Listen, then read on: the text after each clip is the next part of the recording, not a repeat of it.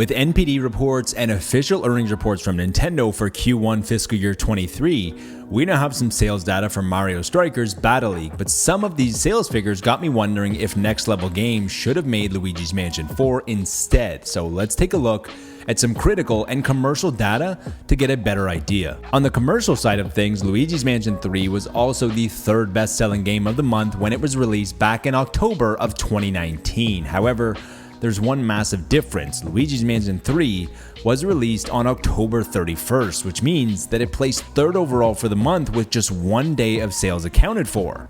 It also placed third behind brand new releases that included Call of Duty Modern Warfare 2019 and The Outer World. The amount of Switch owners was also much less back in October of 2019, somewhere in the area of 40 to 50 million users, making the release and placement of Luigi's Mansion 3 at the third spot all that more impressive. As of March 31st, 2022, Luigi's Mansion 3 has now sold 11.43 million units. Luigi's Mansion 3 sold 5.37 million units during its first 2 months available. Mario Strikers Battle League, on the other hand, released on June 10th, meaning that it had 2/3 of the month to accumulate sales, and there were no other new releases in the top 10 to make competition harder. Officially from Nintendo, Mario Strikers Battle League sold 1.91 million, which isn't great, but is only around 3 weeks of sales, so it's not that bad. But the more concerning factor is that when discussing the new first-party titles released in the quarter, Nintendo only mentioned Nintendo Switch Sports, which was selling well, remaining stable, and that they expected to sustain the sales pace. When looking at these two titles critically, Mario Strikers Battle League has a 73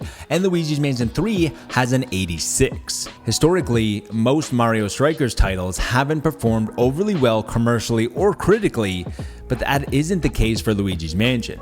Luigi's Mansion series has seen its quality rise over the years, with the first game at 78, Dark Moon with an 86, and Luigi's Mansion 3 also at an 86 for a series average of 83.3. Super Mario Strikers has a 76, Mario Strikers Charged has a 79, and Battle League has a 73 for a series average of around 76, which looks on the decline critically. The direct comparable for Mario Strikers Battle League is Mario Golf Super Rush, which is another Mario sports title that has found cult success over the years, but has always lacked strong critical and commercial success.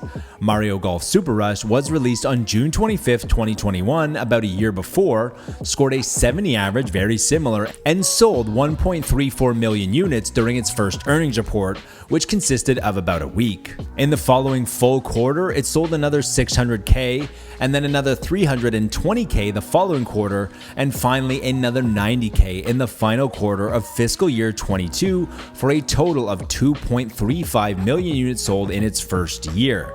Now, this might seem very similar, but Mario Golf Super Rush was selling at an average of 200,000 copies per day in its first quarter of release, whereas Mario Strikers Battle League is only selling at around 90k per day. With all of this information at hand, it would certainly seem that another entry in the Luigi's Mansion series would have been the more financially wise decision.